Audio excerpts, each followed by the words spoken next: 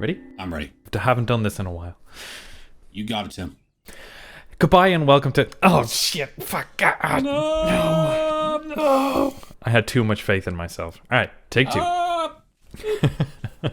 Hello and welcome to Creature Club, a podcast where we talk about the monsters of Dungeons and Dragons. We talk about them in D&D, and we talk about them in the real world, their origins or inspirations.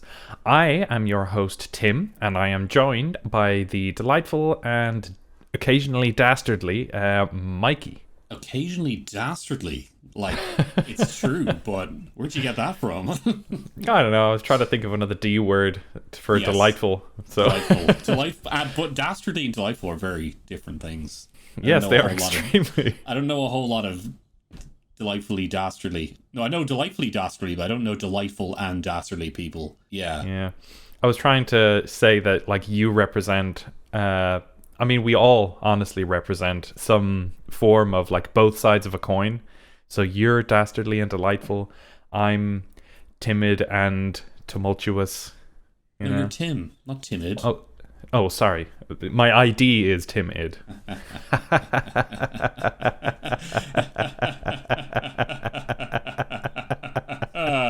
Anyway. Enough. Enough laughter for this one. Yes. Speaking of pinnacles of humankind... Is that what we were talking about? Yep.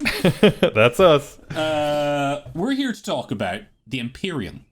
Tim, what is an Empyrean for the people at home? So for the people at home, an Empyrean in the real world is, well, it's actually it can be used as an adjective, as something that relates to heaven or the sky, but it's also used as a noun for actual heaven, or specifically the upper echelons of heaven. So in, like, a Christian theology, that would be God and Jesus and Mary and a couple of the archangels. In, like, Greek history, that would be, like, Zeus and all of the gods of that pantheon, like Hera, Demeter, Poseidon, Hades, Hestia, the higher guys. I don't think it might not actually refer to, like, the absolute pinnacle of heaven. I'm not 100% sure on that, so it wouldn't be like creators. It might not actually include God, because God is, like, all on high in the Christian stuff. But Also, it refers to, as the DM are also, of course, God of you are world. Empyrean. Yeah, every DM. But yeah, it's apparently from the Greek word empyros, which means on or in the fire, because it has the word, or the little section of the word pyro or pyra, with pyr, like a pyre, which is kind of cool. And I was like, I got that off Wikipedia because nowhere else kind of referenced that. And I was like, that's an interesting little fact, so I'll throw that in there. That's very good.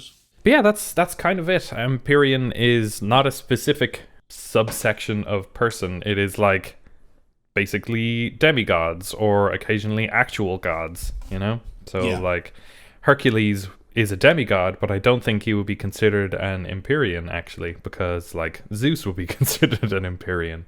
Yeah, and as you said that, Tim, you don't have a whole lot there, and we don't really have a whole lot in the game either. They have appeared, by the looks of things, according to the two of us do some vigorous research here on Creature Very Club. vigorous. And we scour the internet for days and days before we record each episode. Absolutely. And we have come to the conclusion that we think it only appears in 5th edition. So far. So far. That's what we think. But yeah, it only appears... Also, we didn't actually say what it is in D&D. So Empyrean is kind of like a... they are called the celestial children of the gods of the upper planes. There you go. They are huge.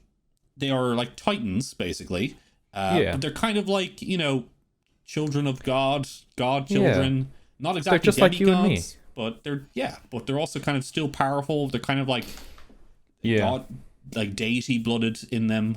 They are kind of gods, but they're not. But I think in D&D they would actually be closer to, like, a Hercules figure, or a kind of a cross between Gaia and Hercules, because I've read into what it says here already, and it has a kind of like world influencing kind of thing going on. So how about we just jump right on into this and see what the 5th edition Monster Manual has to say about Empyreans Radio, on this day. I shall read for you, Tim, and you only. Oh, and you can do, and then after I read it, because I'm only reading for you, you can read it out yourself.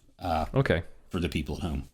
All right. And however Tim edits it now, then it'll be whatever. That's how it's gonna be. It's gonna be exactly as it is. Exactly as it is. All right. Empyrean. Empyreans are the celestial children of the gods of the upper planes. There you They go. are universally beautiful, statuesque, and self-assured. There you go. They're just Okay. They look like Greek statues. Yeah. You know, the kind of. They really do look like a statue. It's kind of cool. It's fun. Thank you for reading that to me. Will I convey that to the audience now? Yeah, go for it. Cool. So Empyreans. Empyreans are the celestial children of the gods of the upper planes. They are universally beautiful, statuesque, and self-assured. So there you go, audience. And it says in the script that I react and say a funny quip. Say funny quip there. That's a good one, Tim. PP. Haha.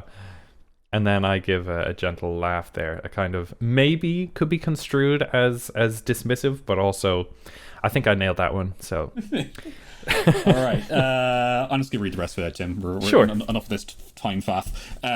Yeah. So, sorry, they look like statues, and they are a peak physical condition, very much like a Hercules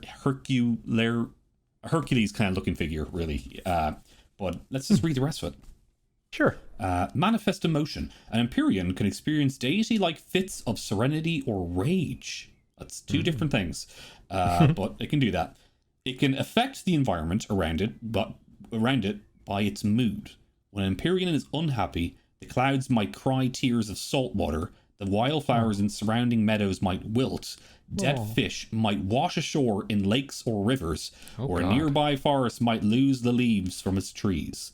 When an Empyrean is jubilant, sunlight follows it everywhere. Small animals frolic in its footsteps, and birds fill the sky with its pleasing songs. So, however it feels, it affects the world around it. And that's a fun little thing. Yeah. That's what I was kind of thinking about, because, like, the actual figure itself is very Hercules-like, although they are huge, so maybe not. Hercules is just kind of human-sized.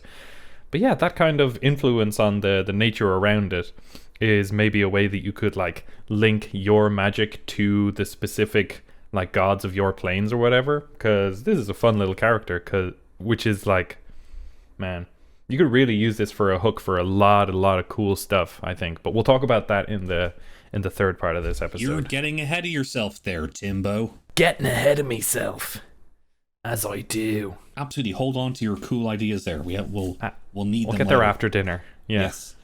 Evil Empyreans. A few Empyreans have turned to evil after venturing to lower planes and becoming corrupted, or as the result of being cursed by evil gods. An evil Empyrean can survive long on the upper planes and usually retreats to the material plane, where it can rule over a kingdom of mortals as an indomitable tyrant. My goodness. That sounds terrible. More on that one later, but that is very cool. Like evil Empyreans, you don't have to go all into that there. Just having an evil, like, selfish Empyrean in the real world, that's not in the real world, sorry, in the material world, or in the real world, that'll be weird. But in your material plane in your world, it'll be super cool. Like, these guys, you know, it'll be fun to have this thing as an enemy, you know, because I think most of these monsters are better as enemies. So yeah, make them evil. Go ahead, do it. I dare you. Have them be the spawn of an evil god.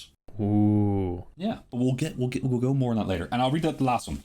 Immortal Titans. Empyreans don't age but can be slain, because few Empyreans can imagine their own demise. They fight fearlessly when drawn into battle, refusing to believe that the end is upon them even when standing at death's door.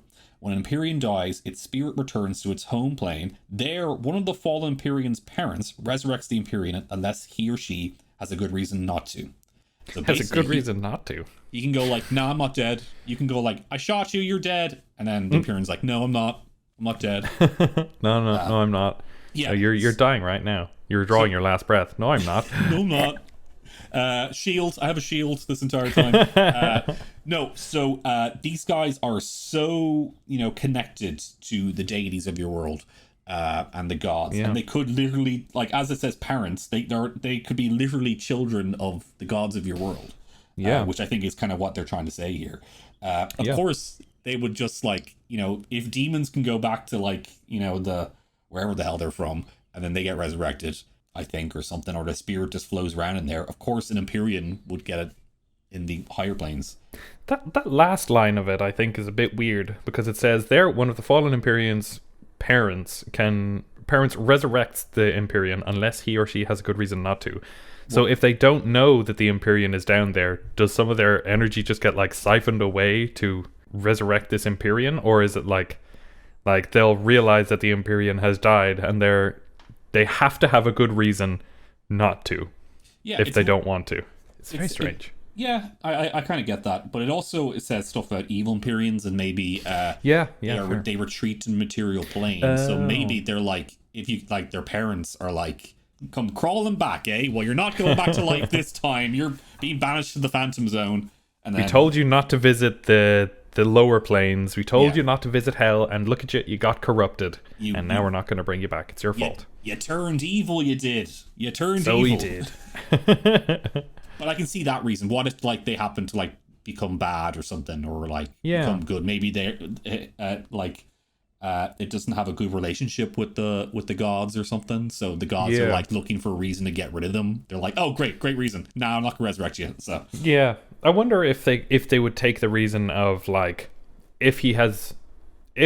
if their parents are petty enough, or maybe not petty, they just don't want any of their children going down to the material plane. I wonder you could basically say that this Empyrean going down to the material plane is enough of a reason for the parents not to resurrect it.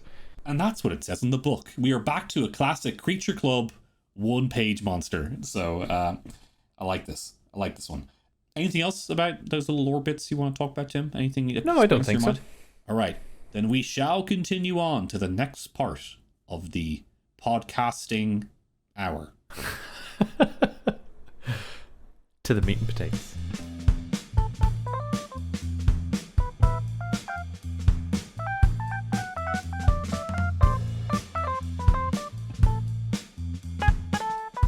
Timothy, you go for it. I will read the stat block. The block of statistics. Empyrean, huge celestial, open brackets, Titan, close brackets. Chaotic good, open brackets, 75%, close brackets, or neutral evil, open brackets, 25%, close brackets. Whoa. That is unusual. So you don't see that a whole lot now. No, that's very rare. Do you think that they have it that way as this is just one example of an Empyrean who was slightly corrupted? 25% with 25% neutral evil, 25% more neutral evil. Or do you think that they're saying that all Empyreans are have this slight evil tendency in them? Yeah, I don't know. Yeah, I can kind of pitch. I guess what you said there is kind of a good way of putting it there. I'm always I always like the idea of it having the same alignment as the god that its parents are. But maybe there's a bit of a rebellious phase, and maybe they are a bit chaotic. Maybe it's a teenage rebellion going on. Maybe it's a result of its manifested emotions, because when it's sad and when it's down or when it's angry, a lot of things that could be construed as evil happen around it. If it's walking by and it's kind of sulking and all the plants are dying around it, it could destroy an entire crop of food for a small farm, which would be considered pretty evil. And pretty chaotic as well. Yeah, but then you just give it a back scratch and then it's in a much better mood, and then your crops are all good again. Give him a latte and then he's in a better mood. Because he Sit him down for a latte. Don't talk to me before I've had my coffee. Classic. Anyway, armor class, a 22. Natural armor. That's some hit points. Heavy armor. Yeah. Hit points, 313, which is 19d12 plus 190. Yikes. Yeah. Speed, 50 foot, fly 50 foot, and swim 50 feet. So it is basically unimpeded by most things. You can run 50, you can fly 50, you can swim 50. It can't burrow 50, which is, I don't know. I feel like I'd probably let it do that as well, just as like this is a godly creature. It can just like move through the earth. Yeah. That might be a bit much though. It'd be very funny if he just kind of starts swimming through the ground. I feel like going for a swim, just dives into the earth. That's not okay. We won't tell him. No, we're not. Who are we to tell? Ours is not to question why. All right, so strength is 30, which is plus 10. Dexterity is 21, which is plus 5. Constitution is 30, which is plus 10. Intelligence.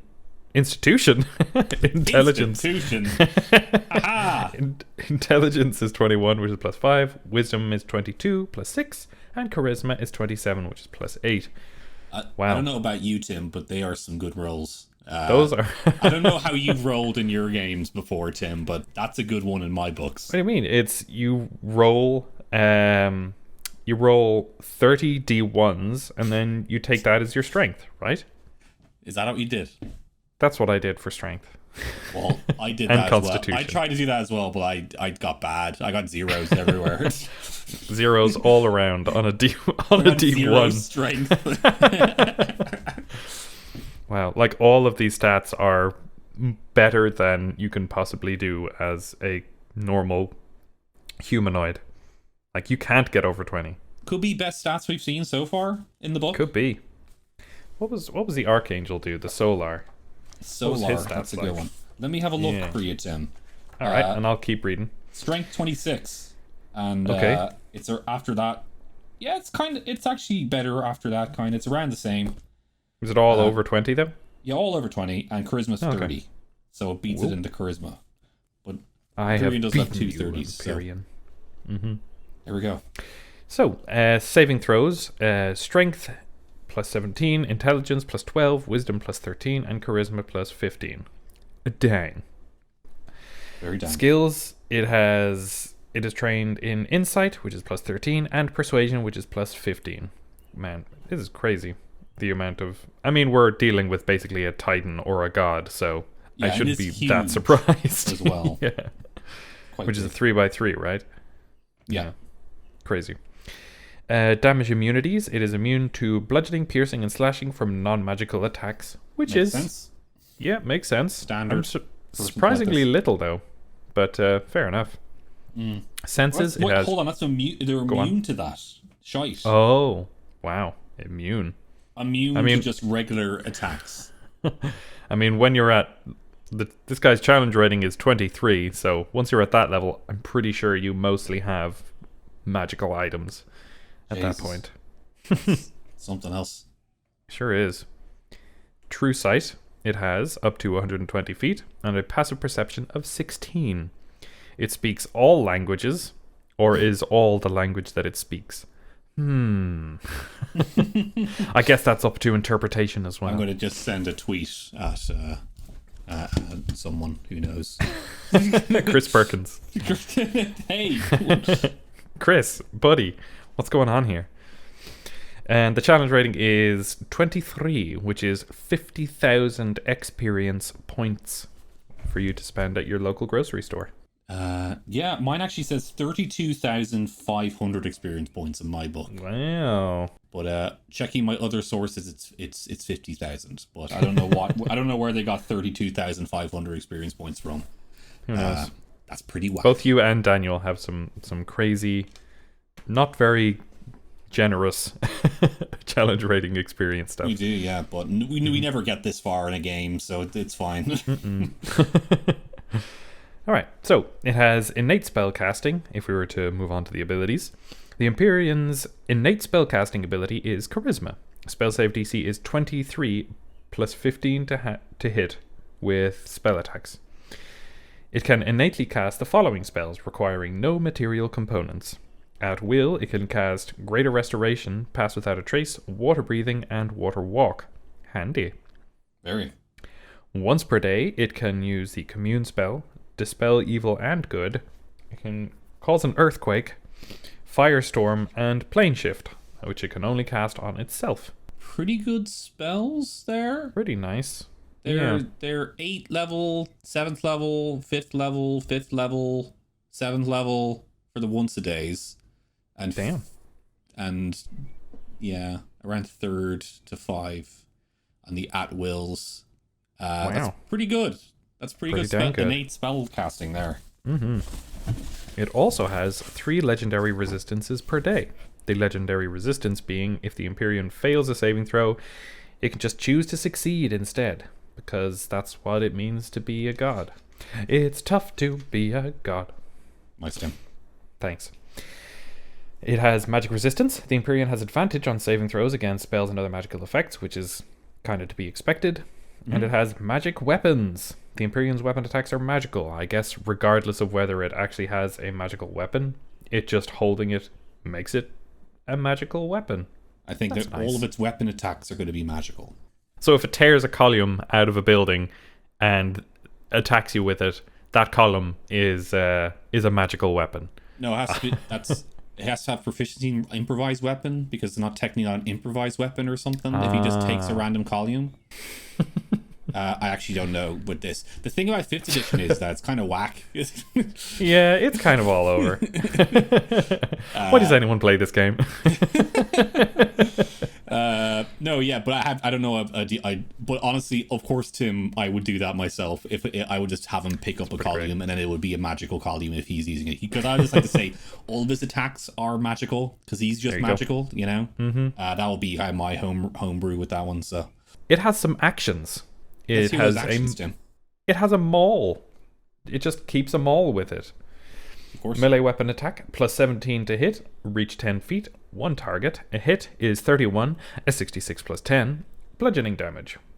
If the target is a creature, it must succeed on a DC 15 Constitution saving throw or be stunned until the end of the Empyrean's next turn. That's pretty rough. Very rough. So, yes, stunned. What does stun do again? We have a look here. Incapacitated, so can't move and can speak. Can speak only falteringly. I thought it said flatteringly there for a second. Flatteringly. I've been stunned.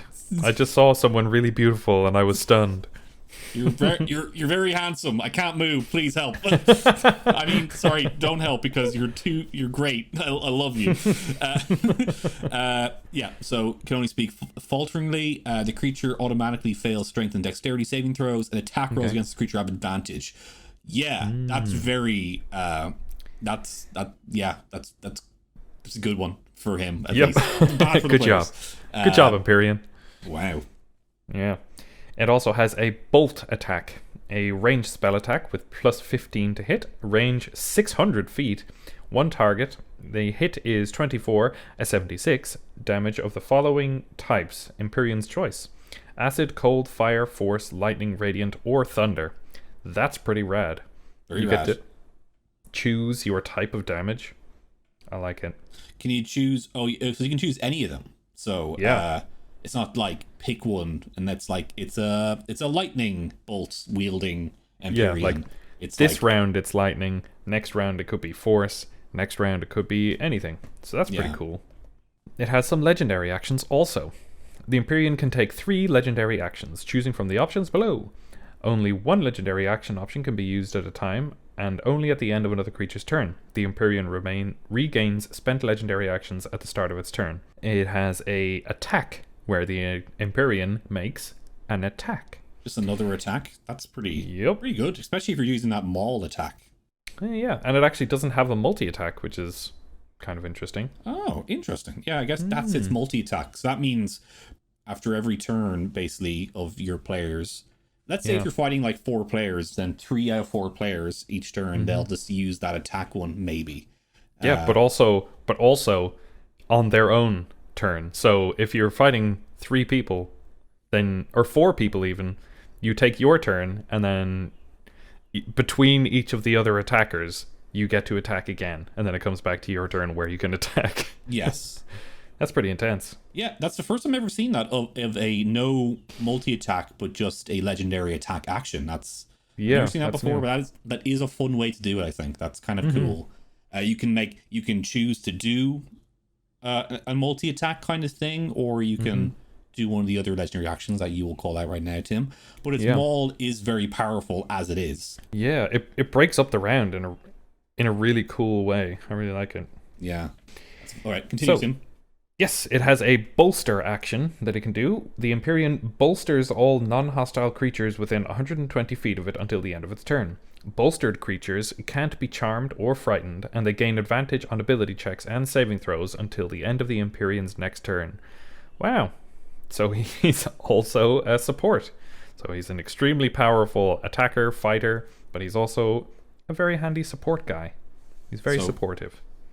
You might fight it with other things, I guess, which makes sense at that if you're doing it high level. Maybe it's a boss monster or something. Or it can fight on your side, and it'll That's true, yeah. bolster you.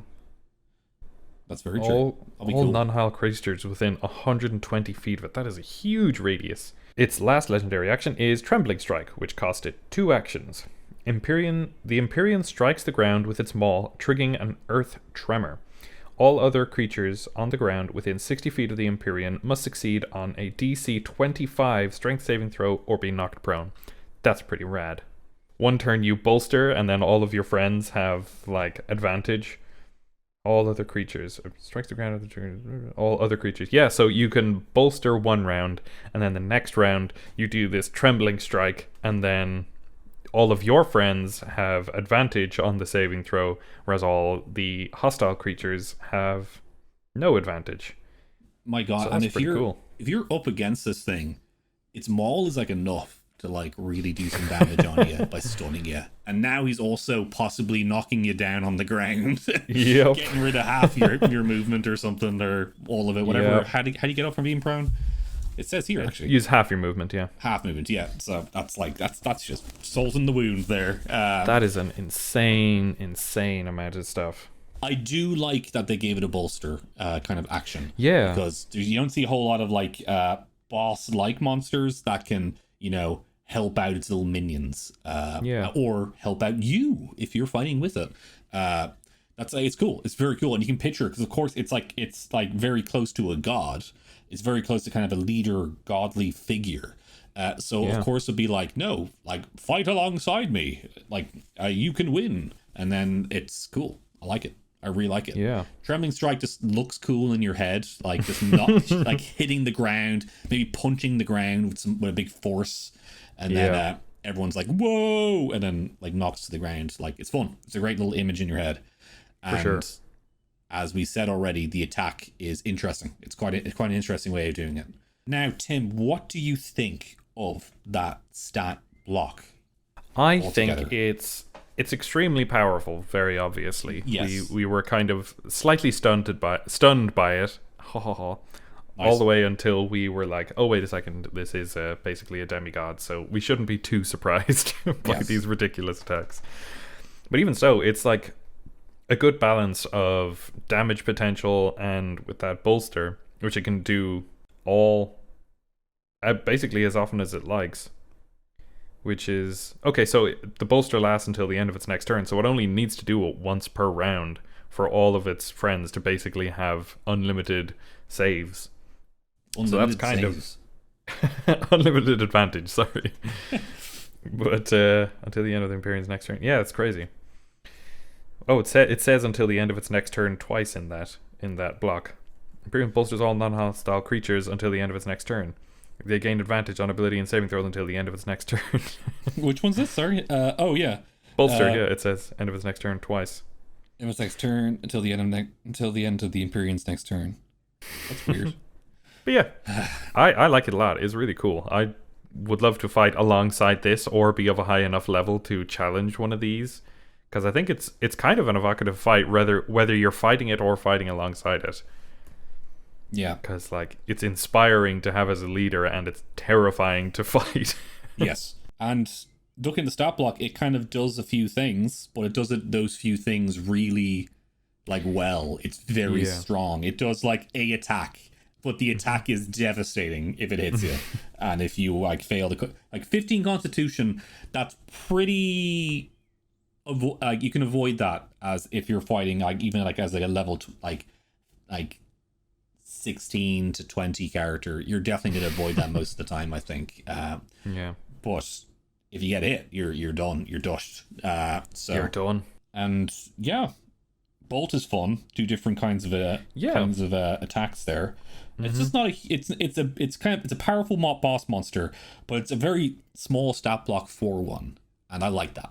That's a good one. That's a good thing. You don't want to read through too much. Yeah, very nice compact block there. Good block. I like it. Shall we enter the next area of Creature Club, starring Tim and Mikey? Enter the dessert zone. Dessert zone. Bing bing.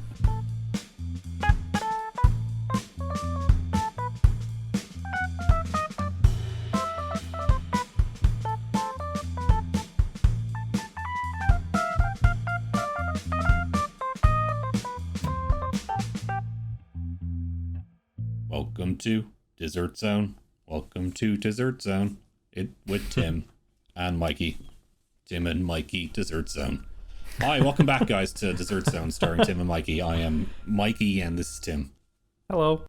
And we are going to talk about what we would do with an Empyrean in one of our games. But first and foremost, we are going to talk about the Matrix Room. The Matrix Room. The Matrix Room. Matrix Room. The Matrix Room.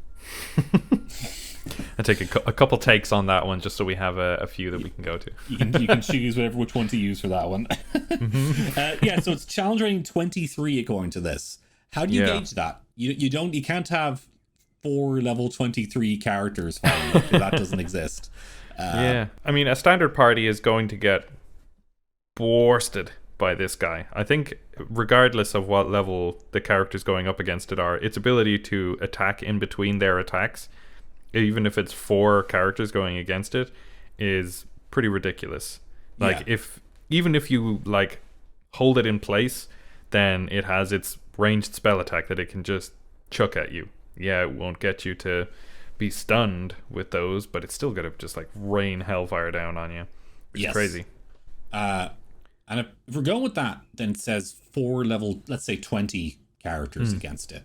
The Empyrean is probably going to die after a few turns. It does have a lot of health, but the turns will last very long because I haven't got to level 20 D&D, but what I know is that everyone has a lot of magical shit then. Yep. And a lot of feats and stuff and a lot of things they can do, and turns last long, I think. Correct me if I'm wrong. If anyone here who listens to Creature Club has ever gotten to level 20, you can say if you've done a level 21 shot, but I want to hear if you ever gotten through progression to level 20. Leave a message in whatever way you want. Twitter.com, Creature Club Pod, on our website. We'll tell you at the end. But anyway, yes. I think this guy will still get beaten after a while. He has 300 health, but it's, I feel like everyone has a lot of strength and stuff at that point, Yeah, I feel like you're probably right. And there will be like bleed attacks basically where like life is basically sucked from them gradually, and everyone, I think it's going to be a pretty good fight basically. I don't think it'll beat 4 or 5 level 20 characters, but it'll sure put up a fucking good fight. I think this is probably going to be one of the most balanced fights that we've had, because it kind of balances its fighting capabilities with its like movement abilities and its own bolster abilities, because non-hostile creatures includes itself, so it could bolster itself. And then it has like, I think the Empyrean would probably win 5 out of 10 fights if you were to fight it 10 times. I think it's a pretty even fight. Fighters will have 4 attacks in a turn though at level 20, and then that's not counting an action surge in there. I think it can take out quite a chunk of its health if you have like if you have a pretty strong weapon with that one. I think it'll be balanced enough, but it'll still go down pretty easy, I think, just after a while, and it will do some damage to the party. In my opinion, it will do a bit of damage to you. There's a lot of fun spells in there. Firestorm, Earthquake, very devastating stuff going on there. Like Earthquake, what does Earthquake do? A whole lot of shit. A wall of text, but it's damage. There's a bit of damage in there. A good chunk of damage. Good chunk of damage. Good chunk of jam. A good chunk of jam. Yeah. Jamage is like jam damage. That's what it actually says. Earthquake is your players are suddenly hit by a wall of jam. There you go. Sorry, that must be my other edition showing its colors again. It actually says it's hit by 7 dice of jam. There we go. 7 jam dice. Use 7 jam dice, hero. All right, we're running around here. We're losing it. The fight will be okay. The players would win. I think the players would win. Myself. It doesn't have quite enough health to like survive a ridiculous onslaught from 4 level 20s. Yes, but it might take 1 or 2 out. But maybe bring your players down a bit. Maybe have a big, super tough fight against it, and have it maybe fight as level 15, 16, 17. Ooh. Maybe around then. Have it a big, tough one. I think it'll be a pretty compelling fight around there. Throw bits of minions in there. Throw some just goons, possibly. Just bits of minions. Not full minions, just bits of them. Just bits of minions. Just some goons. Some guys that will go down 1 hit. Yeah. Possibly. Like 4E minions. And now, how we would use them in our worlds. But first of all, I want to say one thing about this before we go into it. This is technically my idea. But it's also Are we sponsored? We are sponsored by timothusmusic.org for all your Timothus music needs, if you need music. That's right. I'm spending so much money on this ad. Please. Timothus would like to say right now that he does not have a website right now, but you can follow him at timothusmusic.com. No, at timothusmusic on Twitter. Sure, go there. Yeah. All right, Tim, I'll take the money now. Cash it in. There it is. Credit card details, please. Sure, it's 400. 2 5, and that's it. It's just 25. That's it. That's just 20. The card number. Okay, so this next one is actually Dan's idea that I hope he's okay with me saying, but I remember him having this idea for a place in one of his areas in the Bowl of Storms, which is kind of a Mediterranean Sea and like the country surrounding the Mediterranean Sea kind of like inspired area that he has in our shared setting. But he had this idea, but also just kind of like spitballing ideas, but maybe he still has it there. But he had an idea for an island inside the sea, just kind of in the middle of the sea, as islands are normally. They're in water. But an island, he's going with this Empyrean, and it says here they can rule over a kingdom of mortals as an indomitable tyrant. He just used that sentence. I remember he was saying about that. And he was like, what if, an Empyrean just walked into a kingdom and just said, I rule now, and then no one can stop him. It's basically just like, no, I rule this place now. And then like he just had that as like the hook. Basically like this thing just showed up and go like, I like this place. Yeah, it's mine. I'm your king. I'll take it. Yeah. You can't do that. No, I'll take it. And then no one can stop him. Any objections? Just smash them. Yeah. Good. And it's a very fun idea of just like this weird, because it says that they do come down to material plane. Maybe they're banished from the upper planes or something. I know in our setting we don't tend to go with celestials too much because we kind of like to keep the gods very distant. But if we were doing that, that would be an awesome idea where this Empyrean is just like, I got kicked off, my cloud. Yeah. I got kicked off. I kicked out of heaven, so I'm locked out of heaven. Bruno Mars, and have to rule the kingdom now or something just to find a place to live. And he just does that. Just to do something. Yeah. Yeah. Just to keep myself busy. Absolutely. And it's a great idea. And maybe the players just find out, just go there, and they're like, this place is weird. I don't like this guy. Let's fight him. Maybe the king that was kicked out was actually like literally kicked off the island, and he's just like on a boat in the middle of the sea. And he's like, I'll give you all the money if you take back my kingdom for me. Please help me. So it's happened like recently in the world? Maybe recently. That'll be fun. Cool. Or if it wasn't recently, maybe the king got off somehow and he's back on land, but he's like, I need my kingdom back. And or maybe just like a bounty on this thing. I don't know. There's lots of ways you can do with it. But just that would be a cool way to give your team like a fortress, like a home base that they can go to. Because like if you save a kingdom and return it to its king, he'll be like, I will make you lords of this fortress, which belongs to a general of mine who the Empyrean killed and now is empty, basically. And they're like, Yeah. yeah, all right, I'll take it. Very cool. Yeah, that's a very I love helping kings in D&D because they give you stuff at the end. They give, you just say, "I want land," and cool, all right, it's all yours. You got land now. It's yours. Build whatever the fuck you want. If you're having your players do that, then you really want to have a good reward. And if you beat an Empyrean somehow, then you deserve a bit of land. So, and maybe the players are like, no, actually now we're king. Apparently you can just take over the land by just just walking strong. Just be more powerful than the Empyrean. All right, I'm the king now. I am the Capitan now. That is completely 100% Daniel's idea with that one there. So you guys can thank Daniel for that one. And I hope he's okay with me saying this. I'm sure he would be. He's a very reasonable fellow, and you have credited him. So I have, yeah. So Daniel, check that guy out. He's going places. I think he's good. We might have him on a Creature Club episode at some point if he wants to. Is he Post Me Dogs or Big Bread Dog, or I can't remember his Twitter handle. At Big Bread Dog, I think. Let me check real quick. Let's check real quick. Shit. I don't think he wants people to follow him. I think he's fair. No, go, leave me alone. No, leave me alone. I have no idea. he detests Twitter. It is kind of I detest Twitter as well. Nobody follow anyone on Twitter, especially not. It's a terrible website for terrible people. No, it's actually at Gruffy Bears now. Oh, Gruffy Bear. Yeah, he switched his stuff around and now he's all Gruffy Bears. GRUFFYBEARS. Gruffy Bears. There you go. Give him a follow. Tell him that Creature Club sent you. say thanks for the Empyrean idea, Daniel. Or you can leave it underneath the, any comment on this. Right. Yeah, there you go. Timothy. I said my idea, technically. I told Dan. No, I'll probably come up with something as well. But do you have an idea for an Empyrean in the setting?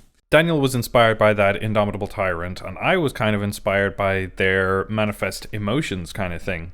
So if you have reached the end of one section of your campaign, some stuff that you've written, and you feel like going on a slightly more improvised kind of route, I feel like the Empyreans walking through a section that your players are familiar with, and the trees wilting and the leaves dying and the plants having a hard time, and him just walking through, and then everyone's like, what the hell's going on? And then your players have to confront this Empyrean who's just been crying and is sad and has lost something.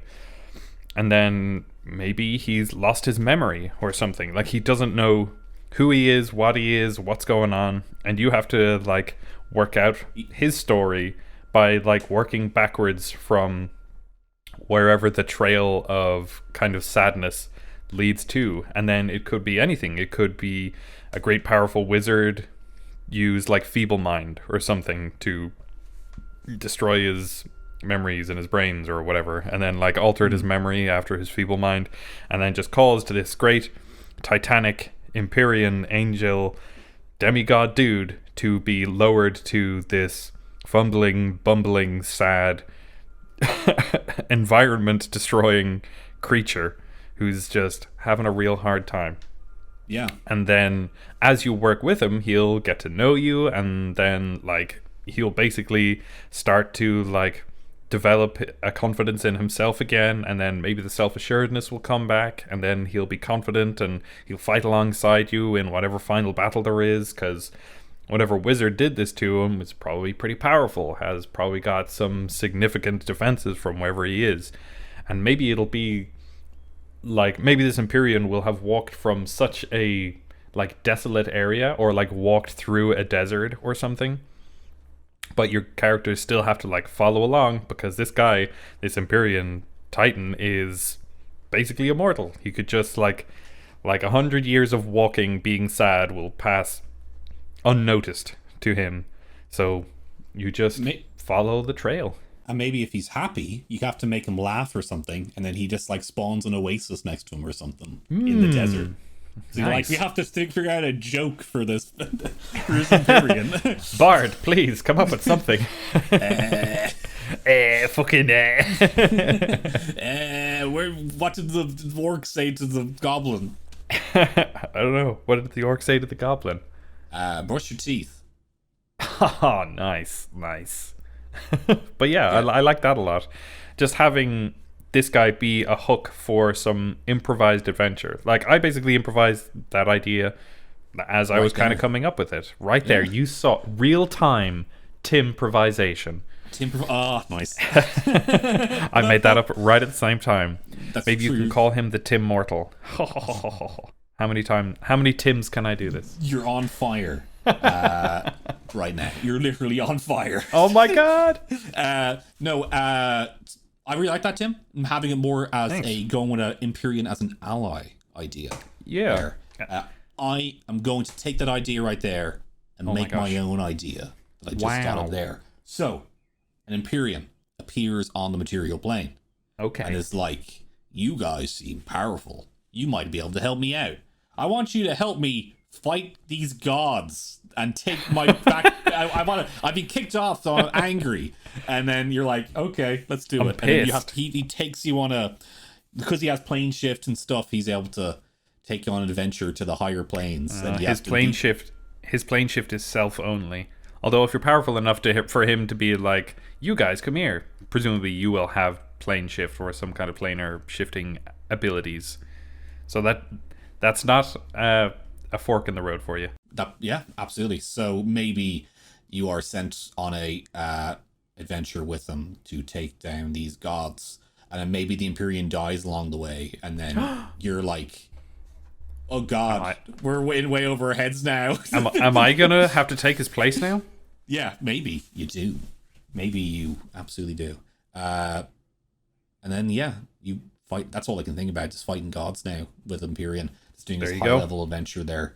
But yeah, Empyrean as allies, Empyreans as villains, as enemies. Maybe not maybe having you can still be an ally, but he's just kind of like a, see if you can beat me in combat, and then don't worry, I won't die. I never die. I just come back. But if you can beat me, I'll give you a reward. Yeah, they're like hyper confident, self-assured selves. Yeah, maybe you actually have to kill them for them to admit defeat. And then your reward doesn't arrive until he's been resurrected by the other gods, and the other gods are sick of him because he's failed a couple times. And he's like, well, I really didn't think they would beat me this time. Maybe he holds an arena where every round is just you have to fight him. And he's like, well, fight me. Fight me, and if you can beat me, I'll give you some gold. Money. I'll give you a good credit score. I'll talk to the insurance broker. I'll talk to your mortgage companies and see if they'll get you a good loan. And then if you lose, then you die. Your credit score is destroyed. Yeah, and you die. You'll never be able to take a loan out ever again. Also, you die. Also, you die. Which is worse, a bad credit score or death? Well, I live in Ireland, so the credit scores aren't really a thing here, so it's fine. Yeah, not really. Any more villainous Empyrean ideas then? You could give them, though, 100% corruption, make them pure neutral evil because they have been corrupted by the lower planes. They went to the Nine Hells, had a chat with Asmodeus or Asmodeus, and now he's like, oh, this is really cool. I really, really like this. And then he turns into a demonic kind of creature. Basically turn him into a devil-ish creature. Give him horns maybe that have been planted into him by Asmodeus, so that they're also controlling his brain, and he's now under the control of the big evil gods. So he could either be just an agent of chaos, because the chaos guys are all ha, check this out, and then they turn an Empyrean into a bad guy and then just unleash it on the world. Or it could be part of your Nine Hells fighting campaign where you're alright guys, here we go, let's destroy the Nine Hells or bring some order to this chaos. That's a very D&D thing there, Tim. I love it. Right? Alright, time. We haven't done a Nine Hells adventure yet, so let's destroy it then. What's this terrible place you call the Nine Hells? I'll destroy it. Are going to use those 9 hells? Really? There's 9 of them. We barely 9? even used one. Do you even know what they all do? Yeah. Yeah, it's written down here. I have it here. Okay. Well, say off the top of your head. I have an idea there. So, corrupt Empyrean. Devil or demon form, fiend form, whatever one you want to go with. So a corrupt Empyrean, it takes like a corrupted form that's close to a demon or devil. We'll go okay, any fiend, whatever fiend that you want to do with this, as long as it's evil. It's corrupted. It's a lot stronger than any of the other devils and demons, because of course it's a strong creature. So maybe if you want to go true edgelord, he's even stronger because he's evil now or something. Because evil strength. He's like the equivalent of like a hell angel. He's a Hell's Angels. He rides a bike. Yeah. But mate, he rides a motorbike. That'll be great. Yeah. Give him a motorbike. And then or also actually going with your idea, Tim. Maybe you do this after your adventure with him. And then he actually got corrupted. And then your players didn't know because they went on another adventure. And then they're like, what happened to Gregory Bob? Gregory Bob. We'll go with your name. Elderon. Gregory Bob. What happened to Gregory Bob? It's like, we haven't seen Gregory Bob in a while. And there's this new guy, Elderon, though. And then he shows up in a town and he's like, who could it be? And then find out that it's your old buddy and you have to bring him back from baddiness or destroy him and stop the cycle of chaos in your world. Anything else? I think that's it. That has been a smaller episode compared to the rest of them. We're getting close to the hour, so we're all right. Yeah, we're pretty good there. We have been getting pretty long in our episodes so far before, so I hope this one's okay, guys. Let's reel it back in a little bit. We'll try our best, and because the thing is, this didn't have a whole lot of stuff beforehand. It's only a 5th edition monster, so and there wasn't a whole lot of real world stuff. Tim gave a little bit of there, but other than that, it was just the book. Yeah, we had some fun improvising, which I'm not used to, so I had some fun with that. And this thing does show up a bit in other adventures for 5th edition, which of course for spoiler reasons I won't say, but I haven't played them myself, but I know it shows up apparently in Tales of the Yawning Portal. That's exciting. Where is it in Tales of the Yawning Portal? No, but play through it all and you'll find out. And also Waterdeep Dungeon and the Mad Mage, which I have not played either. Tim, have you ever tried to read a 5th edition module? No, yeah. I have not. It is I've said it before, like Stephen Brady, patron saint of the podcast, reads a lot of them and uses a lot of them in his games, and I'm like, how did he do that? I said it before in this podcast, but I'm like, how the hell did he do? How did he actually decipher Hoard of the Dragon Queen and make that into a compelling adventure? Because it is like, they're really hard to read and kind of comprehend, especially if you're not good at reading like me. So like, it's like, oh my god, what is going on this? You have to like play 5D chess with the book, and you have to kind of read it and also know what's going to happen and what has happened before, and you have to read it like 5 times by the looks of it. Like, it's... I kind of presumed they kind of run like a choose your own adventure. Like you bring your party to this place and you have this thing happen. If they choose to do this, go to page 170, and then you go to page 170 and you're like, wow, here's a new thing. It's kind of like that for some of them, and they're the good ones. But other times, it's like it gives you paragraphs of things that could happen, and then it says this thing could happen if this happens, but you don't actually read that till like the 3rd paragraph. It's just they're not really laid out great. I think they might have gone a bit better, but I still find it, I can't muddle my head around it. So yeah. I'm just saying I have not read the modules because of that, because I don't want to read them. Because they're confusing. I might pick one up and have a look and see just how confused I am by it. Yeah, absolutely. Go for it. Do it, my friend Tim. So Empyreans, Tim, what do you think about them? What are your final thoughts on these guys? I think they're pretty cool. I like them as like a higher level, not necessarily god level kind of foe or ally. Like, they're not a god, obviously, but they are still this huge, grand, powerful creature. Almost angelic, almost that could be demonic. They're just a super high level thing that you can encounter that would be a challenge for a very, very high level cocky party. And they would match their cockiness probably because of their self-assuredness. I think it would be they're an interesting kind of thing where they're so like pure that they can be easily, I'd imagine, relatively easily corrupted or deceived. And I just think they're super cool. They're a good fun thing to have in your world. You can have them walk your world, or you can have them be like a staple in an area. I think they're very broadly useful at higher level campaigns, or as introductory creatures, as a thing that maybe you're going to work up to in the future at low level campaigns. But they're super cool. I like them a lot.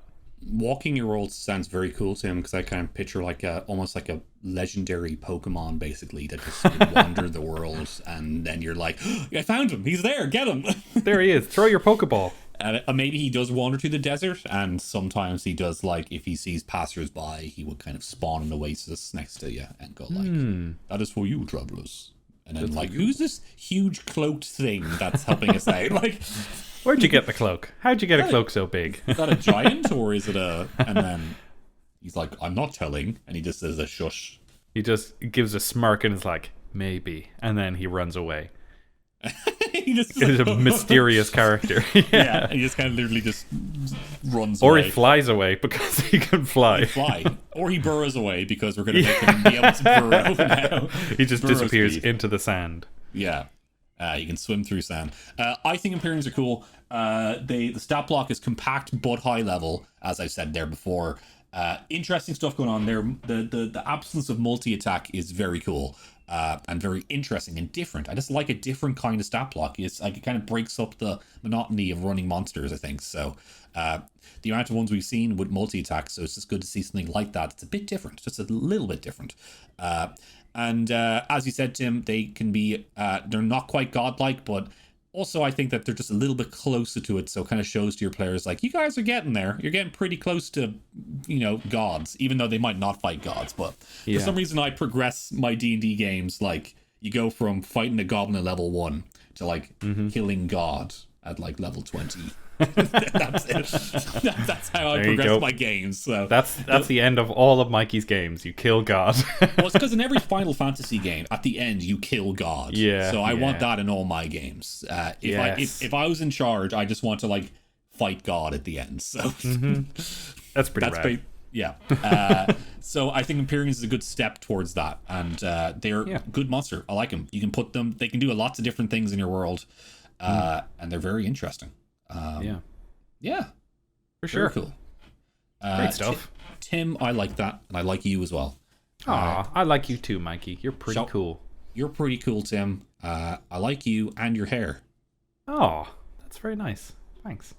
It's very long. Your hair is normally very long, but you said it's longer now. I'd say because of lockdown. Oh yeah. Shall we end this? Lettuce. Cabbage. Broccoli.